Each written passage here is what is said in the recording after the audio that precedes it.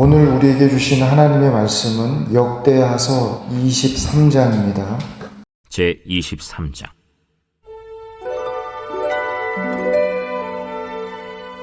제7년에 여호야다가 용기를 내어 백부장 곧 여로함의 아들 아사랴와 여호하난의 아들 이스마엘과 오벳의 아들 아사랴와 아다야의 아들 마세야와 시그리의 아들 엘리사밧 등과 더불어 언약을 세우매 그들이 유다를 두루 다니며 유다 모든 고을에서 레위 사람들과 이스라엘 족장들을 모아 예루살렘에 이른지라.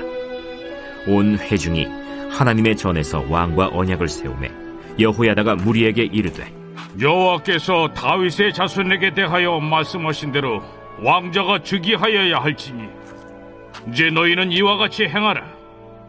너희 제사장들과 레위 사람들 곧 안식일에 당번인 자들의 3분의 1은 문을 지키고 3분의 1은 왕궁에 있고 3분의 1은 기초문에 있고 백성들은 여호와의 전 뜰에 있을지라.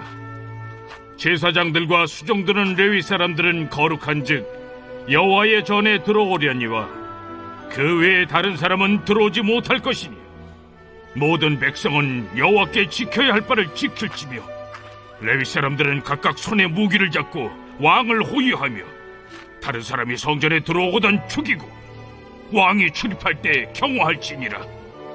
레위 사람들과 모든 유다 사람들이 제사장 여호야다가 명령한 모든 것을 준행하여 각기 수하의 안식일에 당번인 자와 안식일에 비번인 자들을 거느리고 있었으니 이는 제사장 여호야다가 비번인 자들을 보내지 아니함이더라. 제사장 여호야다가 하나님의 전 안에 있는 다윗 왕의 창과 큰 방패와 작은 방패를 백부장들에게 주고 또 백성들에게 각각 손에 무기를 잡고 왕을 호위하되 성전 오른쪽에서부터 성전 왼쪽까지 제단과 성전 곁에 서게 하고 무리가 왕자를 인도해내어 면류관을 씌우며 율법책을 주고 세워 왕으로 삼을세.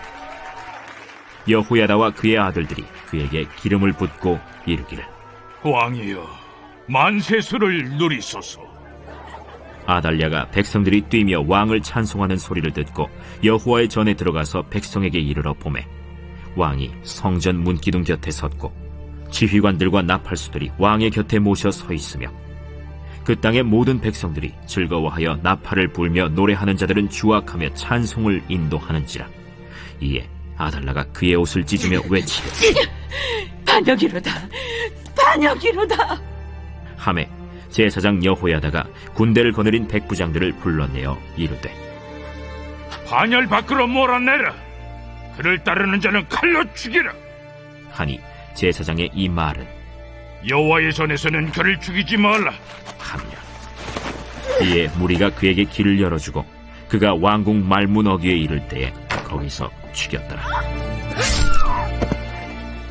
여호야다가 자기와 모든 백성과 왕 사이에 언약을 세워 여호와의 백성이 되리라 한지라. 온 국민이 바알의 신당으로 가서 그 신당을 부수고 그의 제단들과 형상들을 깨뜨리고 그 제단 앞에서 바알의 제사장 mat단을 죽이니라. 여호야다가 여호와의 전의 직원들을 세워 레위 제사장의 수하에 맡기니 이들은 다윗이 전에 그들의 반열을 나누어서 여호와의 전에서 모세의 율법에 기록한 대로 여호와께 번제를 드리며 다윗이 정한 규례대로 즐거이 부르고 노래하게 하였던 자들이더라. 또 문지기를 여호와의 전 여러 문에 두어 무슨 일에든지 부정한 모든 자는 들어오지 못하게 하고 백부장들과 존귀한 자들과 백성의 방백들과 그 땅의 모든 백성을 거느리고 왕을 인도하여 여호와의 전에서 내려와 윗문으로부터 왕궁에 이르러 왕을 나라 보좌에 앉히매 그 땅의 모든 백성이 즐거워하고 성중이 평온하더라. 아달랴를 무리가 칼로 죽였었더라. 오늘도 하나님의 은혜와 평강이 함께하기를 소망합니다. 그 내용을 같이 한번 보면서 말씀을 좀 살펴보겠습니다. 1절에 보면 제7년에 여호야다가 용기를 내어, 그러니까 여호야다는 이제 왕실의 사위죠. 요람의 딸 요세바의 남편이니까 여호야다는 이제 왕실의 사입니다. 이 여호야다라는 말은 이제 하나님은 아신다 이런 이름의 뜻을 가지고 있죠. 이 여호야다가 왕실의 사위죠. 사위가 용기를 내어서 백부장 곧 여로함의 아들 아사랴와 여호하난의 아들 이스마엘과 오벳의 아들 아사랴와, 이제 여기 보면 아사랴라는 이름들이 많이 나옵니다. 여로함의 아들도 아사랴, 오벳의 아들도 아사랴, 나중에 이제 또 다른 아사랴, 그래서 한 5명 정도가 이렇게 나오고 있죠. 어떻든 이 아사랴와 아다야의 아들 마아세야와 시그리의 아들 엘리사밧 등과 더불어 언약을 세우매. 그러니까 여호야다가 지도층에 있는 사람들, 재판하는 사람들, 백부장들, 이런 사람들을 준비를 하는 거죠. 하나하나 포섭을 하면서 언젠가 이제 어린 그 왕자 요아스를 잘 지켜서 거사를 행하기 위해서 은밀하게 말하자면 밑 작업을, 세력을 넓히고 있는 겁니다. 자, 그렇게 하면서 2절에 보면 그들이 유다를 두루다니며 유다 모든 고을에서 레위 사람들과 이스라엘 족장들을 모아 예루살렘에 이제 이른지라. 온 회중이 하나님의 전에서 왕과 언약을 세우며 여호야다가 무리에게 이르되 여호와께서 다윗의 자손에게 대하여 말씀하신 대로 왕자가 즉위하여야 할지니, 여기서 말하는 이 왕자가 누구냐? 바로 요아스입니다. 어린 요아스 왕자가 이제는 때가 돼서 이제는 즉위해야 되겠다, 그런 이야기죠. 자, 여러분 조금 더 보시면 4절에 이제 너희는 이와 같이 행하라. 너희 제사장들과 레위 사람들 곧 안식일에 당번인 자들의 3분의 1은 문을 지키고 또 3분의 1은 왕궁에 있고 3분의 1은 기초문에 있고 백성들은 여호와의 전뜰에 있을지라.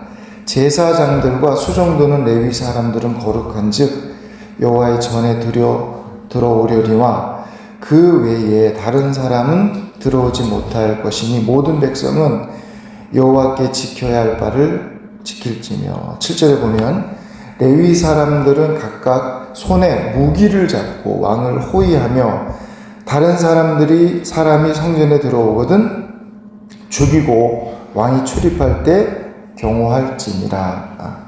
이렇게 해서 이제 이 요아스라는 이 어린 왕자에게 왕관을 씌우고는 그 왕자를 지키는 겁니다. 모든 그 제사장 레위인들이 그 어린 왕자를 이제 반란이 일어나니까, 싸움이 일어날 수 있으니까 그 왕자를 다 지키게 그렇게 이제 명령을 한 것이죠. 8절에 보면 레위 사람들과 모든 유다 사람들이 제사장 여호야다가 명령한 모든 것을 준행하여 각기 수하의 안식일의 당번인 자와 안식일의 비번인 자들을 거느리고 있었으니 이는 제사장 여호야다가 비번인 자들을 보내지 아니함이더라.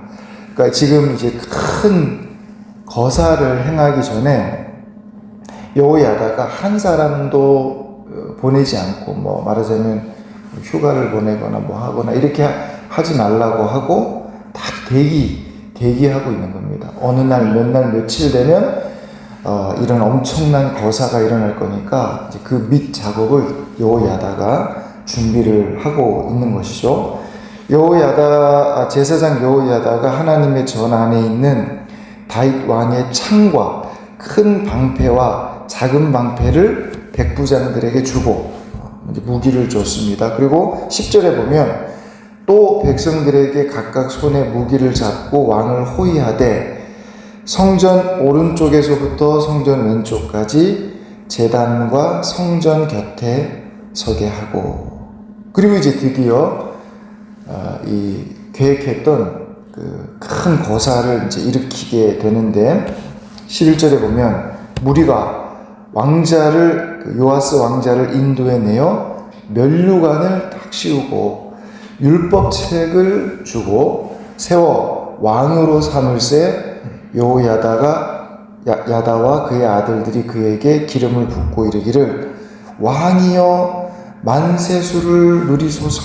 사람들이 거기에 모였던 사람들이 소리 지르면서 하여튼 굉장한 함성이 들렸을 것입니다. 자, 그랬더니 그때까지 권력을 잡고 있던 이 아달랴가 12절에 보면 여러분 아달랴가 백성들이 뛰며 왕을 찬송하는 소리를 듣고 여호와의 전에 들어가서 백성에게 이르러 봄에 왕이 성전 문 기둥 곁에 섰고 지휘관들과 나팔수들이 왕의 곁에 모셔서 있으며 그 땅의 모든 백성들이 즐거워하여 나팔을 불며 노래하는 자들은 주악하며 찬송을 인도하는지라. 이에 아달랴가 그의 옷을 찢으며 외치되 반역이로다 반역이로다. 그러니까 그때까지 아달랴가 이제 권력자죠, 말하자면. 근데 갑작스러운 이런 상황을 보고 아마 가슴이 철렁 내려앉았을 겁니다. 근데 이제 이미 상황이 늦은 거죠. 때가 늦은 것입니다. 자, 그래서 조금 더 보시면 14절에 제사장 여호야다가 군대를 거느린 백부장들을 불러내어 이르되 반열 밖으로 몰아내라. 그를 따르는 자는 칼로 죽이라. 그 아달랴를 몰아내라는 거죠. 제사장의 이 말은 여호와의 전에서는 죽이지 마라. 그러니까 죽이지 말라는 게 아니고 지금 이 거룩한 하나님의 전에서는 처단하지 말라는 거죠. 그리고 15절에 보면 이에 무리가 그에게 길을 열어주고 그가 왕궁 말문 어귀에 이를 때 거기서 그 아달랴를 이제 죽여버렸습니다. 자, 그렇게 해서 그 아달랴의 한 6년여 동안 그 악한 정치가 이제 드디어 막을 내리게 된 것입니다. 사실 이때가 유다 왕실의 가장 위기였고 유다가 아주 휘청거렸던 그런 때가 이 아달랴가 한 6년 동안 그 나라에 군림했던 그 때입니다. 그때 만약에 그 아주 그때 어린 아이 왕자 요아스를 지키지 못해서 요아스가 왕이 되기 전에 미리 발각이 됐거나 그랬다면 이 다윗 왕조의 대가 완전히 끊어지는 거죠. 요아스 하나 남았으니까. 그 앞에는 그 여호람 왕이 자기 형제들을 다 죽여버렸습니다. 그리고 여호람의 아들들은 또 아라비아 사람들이 와서 말째 하나 남기고 다 죽여버렸죠. 씨를 완전 말려버렸습니다. 막내 아하시야 그 하나 딱 남기고 또 여기에는 아하시야의 아들은 아달랴가 이제 권력을 잡으면서 다 죽여버렸죠. 그래서 완전히 다 죽인 줄 알았는데 하나 남은 겁니다. 그게 바로 요아스죠. 그러니까 겨우 하나 남고 그냥 다 죽은 줄 알았는데 어떻게 하나 남고 이렇게 굉장한 위험한 때를 아슬아슬하게 이렇게 지나오게 됩니다. 그렇게 아슬아슬하게 이 다윗 왕실이 정말 하나님의 은혜로 이렇게 보존되어 왔다는 것입니다. 이게 여러분 가장 중요한 그런 부분이죠.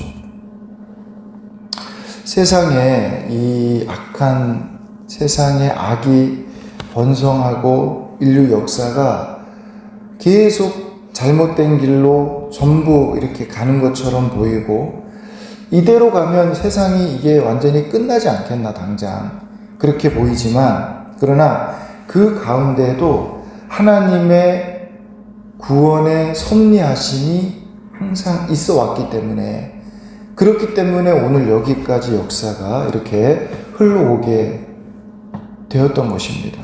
만약에 하나님께서 우리 인류 역사 가운데 간섭해 주지 않았다면 노아 홍수 그때 벌써 인류는 완전히 끝이 났겠죠. 2000년 여기까지 올 수가 없었을 겁니다. 다윗 왕실도 진작에 그렇게 끝나버릴 수 있었는데, 그러나 하나님의 그 구원의 섭리 가운데 계속해서 우리가 계획하는 그 이상의 일들을 통해서 그 맥이 이어져 내려온 겁니다.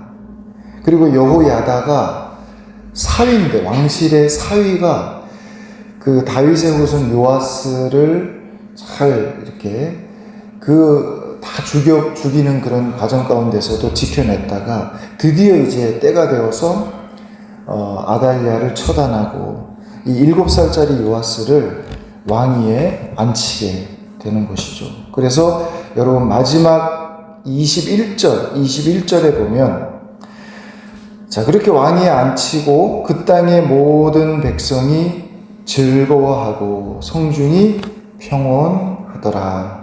이렇게 해서 이 상황이 이제 마무리가 된 것입니다. 여러분, 하나님께서는 우리를 그냥 내버려 두지 않고 필요할 때에 우리 인생 가운데 개입하시고 섭리하셔서 하나님께서 원하시는, 뜻하시는 그 일들을 하나하나 이루어 가신다는 겁니다.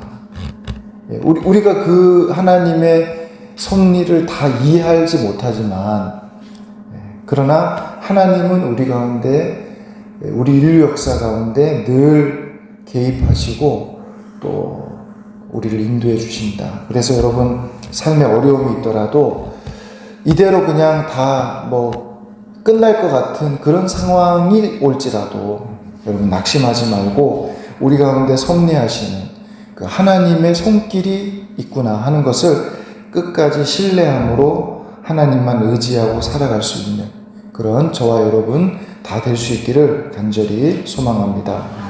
기도하겠습니다. 하나님 아버지, 정말 힘들고 어려운 그 유다의 상황 가운데서 하나님의 특별한 섭리가 있어서 하나님 또 요아스를 살게 하시고 또 다시 다윗 왕실 그 가문이 하나님의 은혜 가운데 그 모든 역사를 또 끌어가는 것을 우리가 보게 됩니다. 하나님, 세상이 어둡고 또 힘들지만 그러나 그 가운데 우리 하나님의 손길이 있기 때문에 우리가 주님 바라보며 오늘 하루하루도 믿음으로 살아가기를 소망합니다. 우리에게 믿음 주시고 또 우리의 연약한 삶의 가운데 하나님 역사하여 주시고 오늘도 주님 앞에 믿음으로 고백하는 귀한 믿음의 삶 다 될 수 있도록 도와주시옵소서. 감사드리며 예수님의 이름으로 기도합니다. 아멘.